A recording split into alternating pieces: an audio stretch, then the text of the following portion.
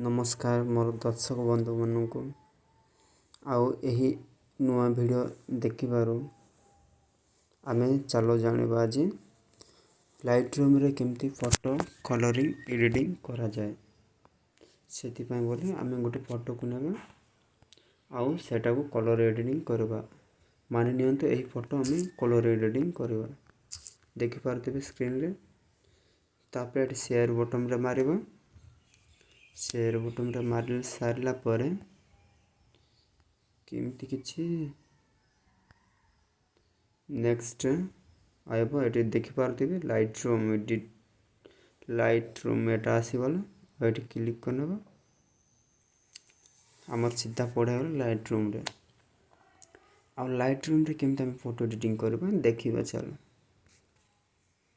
Edit ऊपर प्रथमे click करिवे तापर एटी पास लिखा थिबो ऑटो बोल की ऑटो रे क्लिक करिवे आ एटी कलर बोली जो थिबो तीन ऑप्शन रे एटी मारिवे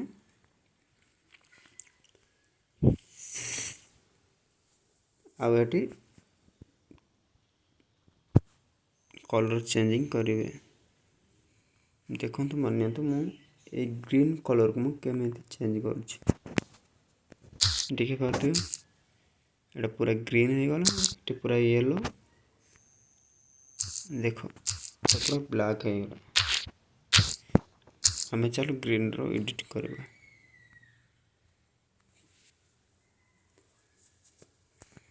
देखंतु टी टाइम लगबो हे गला।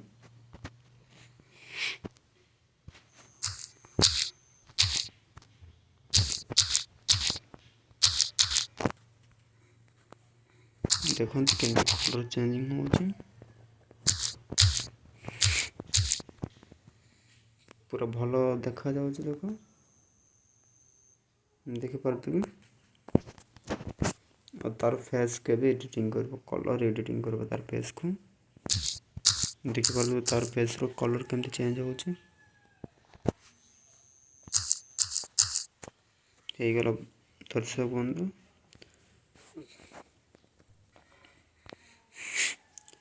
आ एट जीवा एट क्लिक करबे और फोटो जूम करबे देख पारथिबे तार लाइटिंग केमते हेले देखंतु तुम तुम इच्छा एडजस्ट करनबो। देखंतु हे गला देख पारथिबे फोटो केते सुंदर हेछि आ भलो भी लागिछि। आ कौन करबे सब सरला एडी इफेक्ट अछि टेम्परेचर रे न मार्केट बिगनेट ले मारिबे एडी ब्लैक टिक देबे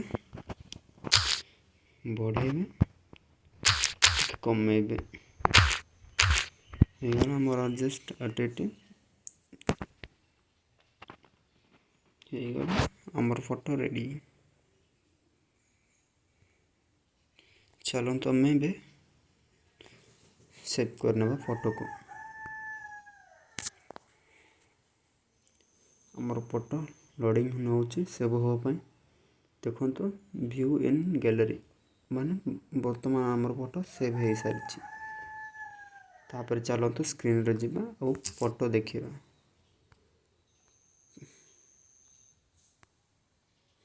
देखो तो एटा तिला बेफर आउटर फोटो मुई देखेबी।